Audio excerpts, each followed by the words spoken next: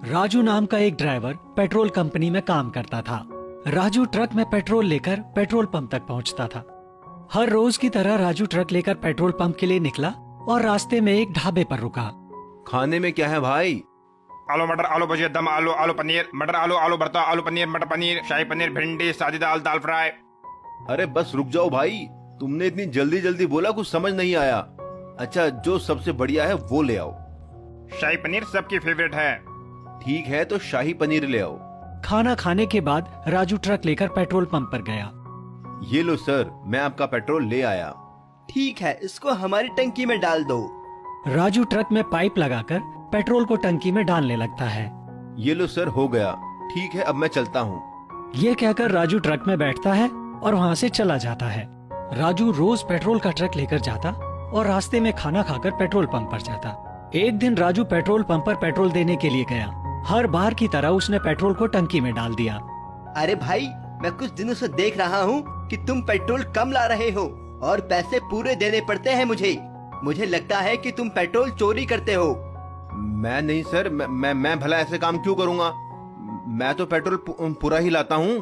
पहले तो ये टंकी एक ट्रक में पूरी भर जाती थी, लेकिन मैं कुछ दिनों से देख रहा हूँ इसमें पेट्रोल कम आ रहा है। इसकी वजह से मेरे कारोबार में काफी नुकसान हो रहा है। देखिए सर, मैं आपका कोई पेट्रोल चोरी नहीं करता। मुझे जितना कंपनी से पेट्रोल मिलता है मैं उतना का उतना ला के डाल देता हूँ। मैं बस अपनी नौकरी कर रहा हूँ, मुझ पर चोरी का इल्जाम मत लगाइए। अच्छा, एक तो चोरी, ऊपर से सीना चोरी। ठीक है, तुम्हें मैं देख लूंगा, जाओ। ये सुनकर राजू वहाँ से चला जाता है। अगले दिन राजू पेट्रोल का ट्रक लेकर जाता है और रोज की तरह रास्ते में ढाबे पर खाने के लिए रुकता है। आज मेन्यू में क्या है भाई? आलू मटर आलू भुजिया दम आलू आलू भरता। अरे समझ गया भाई, समझ गया। एक काम करो, मेरे लिए एक प्लेट शाही पनीर ले आओ और रोटियां ले आना।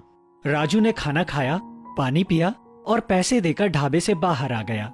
राजू अपने ट्रक में बैठता है और पेट्रोल पंप पर जाता है। ये लो सर, आपका पेट्रोल ले आया।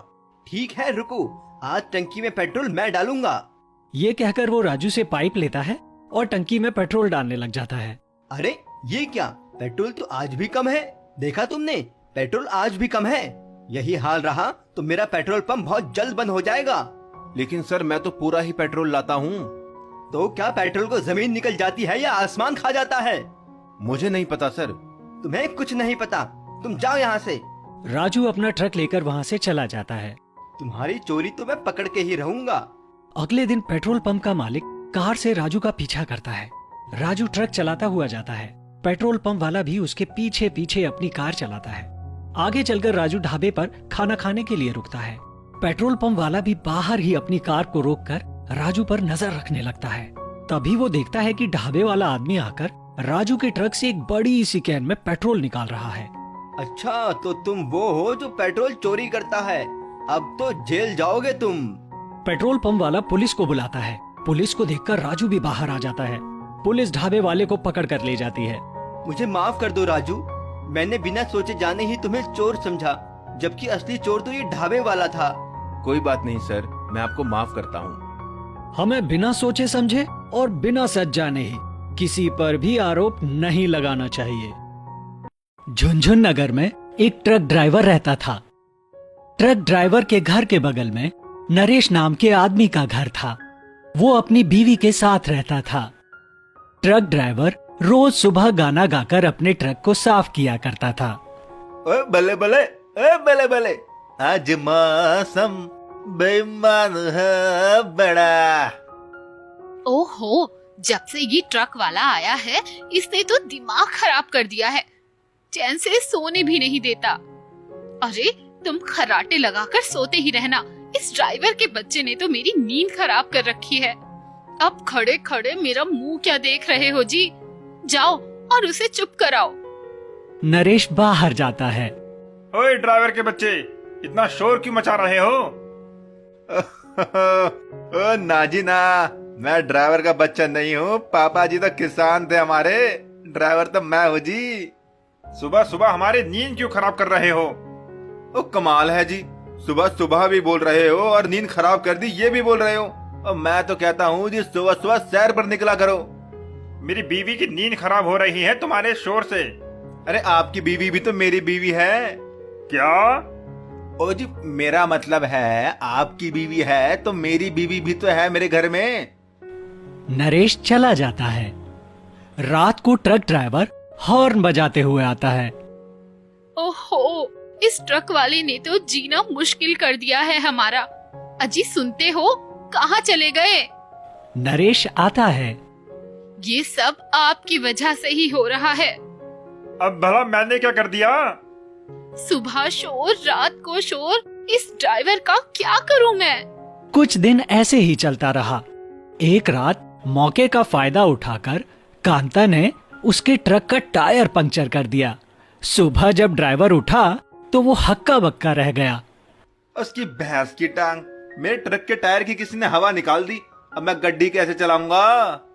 क्या हुआ ड्राइवर भैया, आज काम पर नहीं जा रहे? ओ कांता भाभी, क्या बताऊं, किसी ने मेरे टायर की हवा निकाल दी। हैं? क्या बात कर रहे हो? मेरा मतलब किसी ने मेरे टायर की हवा निकाल दी। ओ सुरेश भाई साहब, जरा इधर आ जाओ जी, मदद कर दो मेरी।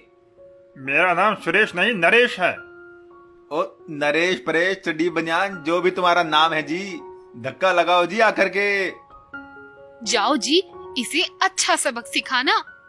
नरेश जाता है और ड्राइवर के साथ उसके ट्रक में धक्का लगाता है। हाय रे मेरी फोटी किस्मत, ऐसी बीवी ऊपर वाला किसी को ना दे। पंचर खुद करती है और धक्का मुझे लगाना पड़ता है। दोनों जाकर एक पंक्चर लगाने वाले की दुकान पर रुकते हैं। ड्राइवर टायर का पंक्चर ठीक कर देता है। ट्रक ठीक होने के बाद ड्राइवर टायर में हवा भर देता है। जैसे ही ड्राइवर दूसरे टायर में हवा भरने जाता है, इधर नरेश उसके टायर की हवा निकाल देता है। नरेश ऐसा कई बार करता है। ओ तेरी, टायर की सारी हवा कहाँ जा रही है जी?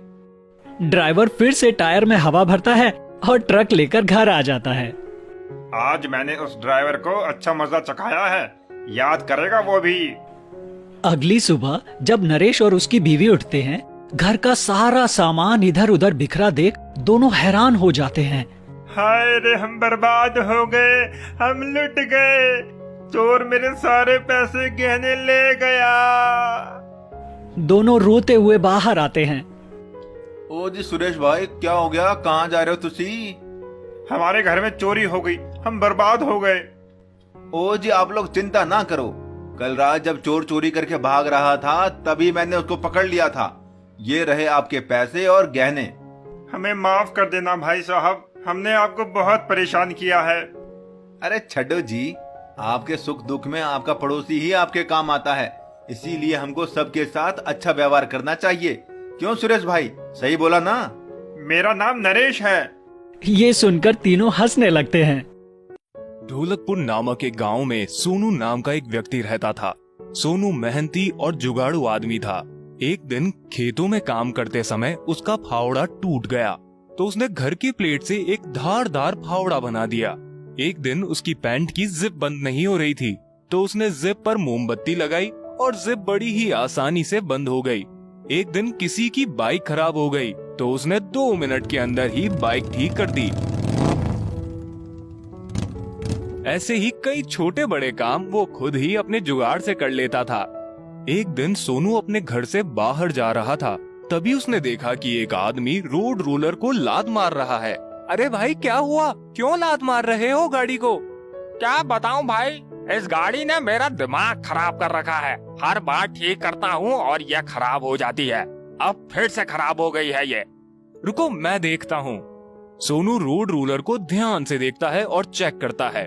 ओहो, इसका तो रोलर ड्रम ही खराब हो गया है, इसलिए ये बार बार खराब हो जाती है और चलती नहीं है। मैं इसे अब ठीक कराना ही नहीं चाहता। एक काम करो, इसे तुम ही खरीद लो। इसका रोलर ड्रम बदल लेना और चलाना, वो तुम्हें मार्केट में सस्ता ही मिल जाएगा। क्या? मेरे पास तो इतने पैसे भी नहीं है। कोई बात नहीं, तुम मुझे थोड़े थोड़े करके ही दे देना। इस खतरे में पैसे लगाने से तो अच्छा ही है। उस आदमी ने सोनू को अपनी गाड़ी बहुत ही सस्ते दामों में बेच दी। सोनू रोड रोलर को ट्रक की मदद से अपने घर ले आया। इसको मैंने खरीद तो लिया है, अब मुझे इसका रोलर ड्रम बदलना होगा। एक काम करता हूँ, मैं मार्केट जाता हूँ, वहाँ पर पता करता हूँ। मार्केट जाने पर उसे पता चलता है कि रोलर ड्रम तो बहुत महंगे हैं। सोनू उदास होकर वापस घर आ जाता है। तभी मैं सोचूं, उस आदमी ने मुझे ये गाड़ी इतनी सस्ती क्यों दे दी। इस रोलर ड्रम के बिना ये गाड़ी तो केवल एक खटारा है, लेकिन अब मैं इसका करूं क्या? सोनू गाड़ी के दोनों रोलर ड्रम निकाल देता है और अपने बैलों के पीछे बांध देता है और फिर पूरे गांव में घूमता है, जिससे गांव की कच्ची और टेढ़ी मेढ़ी सड़क बराबर हो जाती है। सब लोग सोनू की खूब वाह वाह करते हैं। एक दिन गांव में एक कॉन्ट्रैक्टर आई और सोनू के घर गई। मैंने सुना है आप एक इंजीनियर हैं। जी, ठीक सुना आपने। तो आप यहाँ गांव में क्या करते हैं? इंजीनियरिंग करके मुझे लगा कि कोई ढंग की नौकरी मिल जाएगी, लेकिन मुझे नौकरी नहीं मिली, इसलिए मैं अपने गांव में ही हूँ। मैं एक कॉन्ट्रैक्टर हूँ। हमारा इसी गांव में एक प्रोजेक्ट बन रहा है और उसके लिए मुझे एक जेसीबी चाहिए।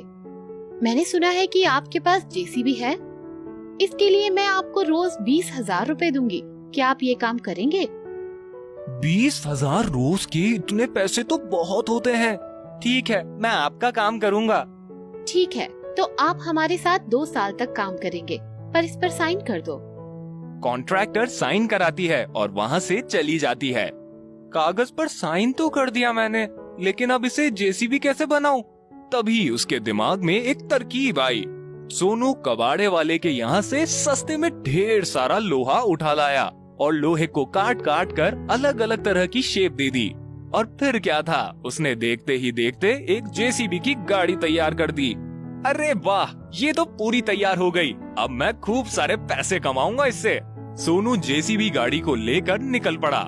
रास्ते में सभी गांव के लोग उसे देखने लगे। सोनू जेसीबी लेकर काम करने पहुंच गया। आपको ये सारा मलबा यहाँ से हटाकर दूसरी तरफ रखना है और यहाँ पर खुदाई भी करनी है। ठीक है, अभी करता हूँ। सोनू ने जेसीबी से खुदाई करना शुरू कर दी। सोनू अब रोज जेसीबी लेकर काम पर जाता है और मन लगाकर काम करता है। देखते ही देखते साल बीत गए और सोनू ने अपने जुगाड़ू जेसीबी से खूब सारे पैसे कमाए और खूब अमीर बन गया। सोमपुर नामक एक गांव में वीरू नाम का एक आदमी अपनी पत्नी के साथ रहता था। वीरू बहुत ही कंजूस था। वो एक पैसा भी इधर उधर नहीं खर्चता था। एक दिन गांव में एक आदमी ने गैस सिलेंडर की दुकान खोली। लोग उसकी दुकान पर आने लगे और गैस सिलेंडर खरीद कर ले जाने लगे। लोगों को गैस सिलेंडर ले जाते हुए वीरू की पत्नी अपने घर से देख रही थी। गैस सिलेंडर को देखकर उसने सोचा, ये तो बहुत ही अच्छा है। गैस सिलेंडर की दुकान अब हमारे गांव में भी खुल गई। आज ही वीरू जी से कहकर मैं भी एक गैस सिलेंडर मंगवा लूंगी। फिर मैं भी बिना किसी दिक्कत के आराम से खाना बना पाऊंगी। थोड़ी देर बाद वीरू बाहर से घूमकर घर आया। उसके घर आते ही उसकी पत्नी गिलास में पानी लाई। लीजिए, पानी पी लीजिए। वीरू पानी पी रहा था, तभी उसकी पत्नी बोली, हमारे गांव में एक गैस सिलेंडर की दुकान खुली है। सभी लोग गैस सिलेंडर खरीद कर ले गए हैं। आप भी एक गैस सिलेंडर ले आओ। ये सुनकर वीरू के मुंह से पानी निकल जाता है और वो खांसने लगता है। अरे जी, आपको क्या हो गया? ठीक हो ना आप? गैस सिलेंडर का क्या करोगी तुम? उसमें मैं खाना बनाऊंगी। खाना बनाने के लिए घर में चूल्हा है तो। इस चूल्हे पर लकड़ी से खाना बनाकर फूंक मार मार कर मेरा बुरा हाल हो गया है। मेरी तो सांस भी फूलने लगती है। गैस सिलेंडर होगा तो मैं आसानी से खाना बना पाऊंगी। आजकल तो सभी के घरों में गैस सिलेंडर है। आप भी एक ले आइए। अरे नहीं नहीं, ये सब फिजूल की खर्ची है। उसके बहुत बोलने पर वीरू ने कहा, ठीक है, मैं जाकर देखता हूँ कितने का है। ये कहकर वीरू जाने लगा और गैस सिलेंडर की दुकान पर पहुंचा। हाँ भाई, ये गैस सिलेंडर कितने का दिया? 30 एमटी का सिलेंडर 1000 रुपए का है। क्या 1000 रुपये? क्यों भाई, इतना महंगा क्यों है? अरे भाई, गैस सिलेंडर तो इतने का ही आता है। अच्छा, क्या कोई सस्ता वाला नहीं है? क्या भाई, अगर सिलेंडर लेने का इतना ही शौक है तो एक काम करो, ये खाली सिलेंडर ले जाओ 15 एमटी का 500 रुपये में। वीरू ने सोचा, 30 एमटी कौन उठा के ले जाएगा, 15 एमटी ही ले जाता हूँ। वीरू ने गैस वाले को 500 रुपए दिए और खाली गैस सिलेंडर उठाकर अपने घर ले आया। गैस सिलेंडर देखकर उसकी पत्नी बहुत खुश हुई। वीरू ने रसोई में गैस सिलेंडर को लगा दिया। ये लो, जाओ पका लो अपना खाना, तुम भी क्या याद रखोगी। वीरू की पत्नी जब उस पर खाना पकाने चली तो वो गैस जल ही नहीं रही थी। उसने सिलेंडर को हिलाकर देखा तो वो खाली था। क्या जी, कैसा सिलेंडर लाए हो? इसमें तो गैस ही नहीं है। उस दुकान वाले ने तो आपको उल्लू बना दिया। ये देखकर वीरू को बड़ा गुस्सा आया। उसकी ये मजाल, वीरू को चूना लगाया। उसे अभी जाकर बताता हूँ। वो गुस्से में गैस सिलेंडर की दुकान पर पहुंचा। क्यों भाई, तुमने खाली सिलेंडर क्या सोच के दे दिया? मैंने तुमने ही मांगा था। 15 MT तो खाली सिलेंडर का वजन होता है। भरा वाला ले जाओ 1000 रुपए में। मुझे नहीं चाहिए तुम्हारा ये बकवास सिलेंडर, इसे वापस करो। वीरू ने उसे गैस सिलेंडर दिया और घर आ गया। क्या हुआ जी, सिलेंडर क्यों नहीं आया? इतना महंगा सिलेंडर, मेरे पास नहीं है इतने फालतू पैसे। तुम जाकर चूल्हे पर खाना बना लो। एक दिन वीरू की पत्नी खाना बनाते हुए चूल्हे में फूंक मार रही थी। तभी वो बेहोश होकर गिर गई। वीरू उसे जल्दी से अस्पताल ले गया। क्या तुम इनका ख्याल नहीं रखते? शायद धुएं में खाना बनाने की वजह से इनके फेफड़े कमजोर हो गए हैं।